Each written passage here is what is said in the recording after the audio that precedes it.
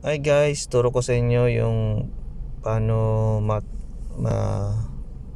ma-check yung TPMS natin, yung mga tire pressure natin via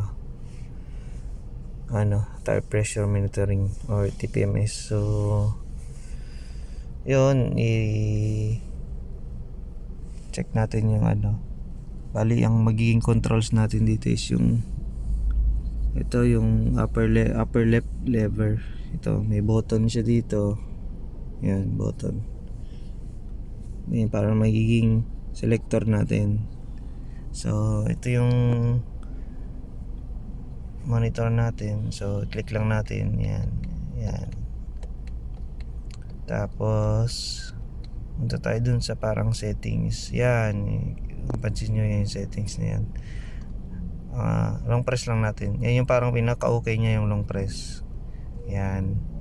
Lumabas na yung isang settings, yung hindi ko alam anong settings to, hindi ko pa na-try yan.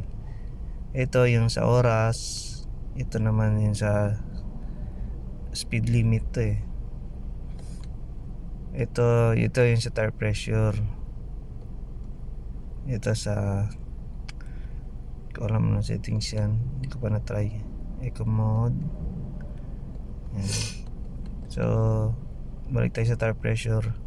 Yan, pag nakita nyo na yung icon na yan, long press lang din ulit. Ito yung parang pinaka-okay nya, yung long press eh. Yan, so makikita natin ngayon yung pressure ng ating mga tires.